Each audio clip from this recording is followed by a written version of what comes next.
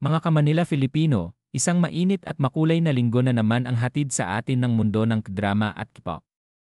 Mula sa entablado ng mga parangal hanggang sa pagbabalik ng isa sa pinakasikat na K-pop boy groups, siguradong puno na naman ng kilig at sigawan ang mga fans. Unahin na natin ang Blue Dragon Series Awards 2024, kung saan ang drama ng Netflix na When Life Gives You Tangerines ay nag-uwi ng pinakamataas na parangal, ang Daesang o Grand Prize.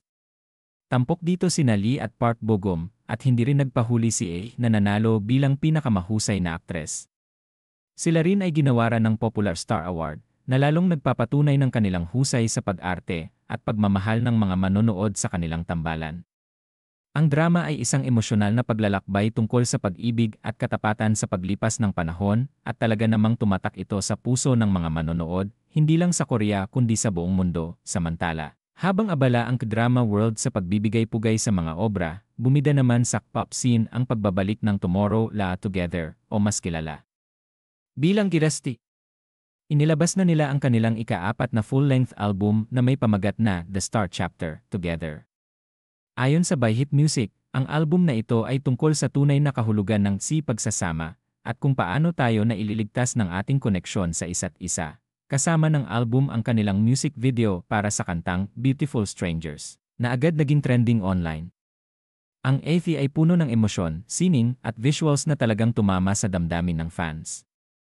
Isang obra na nagpapakita ng paglalakbay mula sa kalungkutan patungong liwanag, kasama ang isa't isa, at good news sa lahat ng MOAs.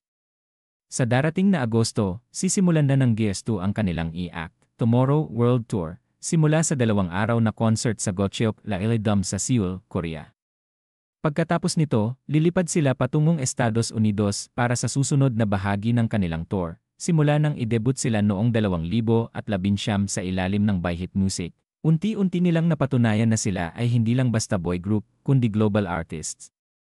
Noong 2023, sila ay kabilang sa top 10 best-selling artists sa buong mundo, isang napakalaking karangalan para sa isang batang grupo. Kaya mga kababayan, kung kayo ay fan ng mapanlikhang K-drama o inspirasyong hatid ng K-pop, huwag palampasin ang mga balitang ito.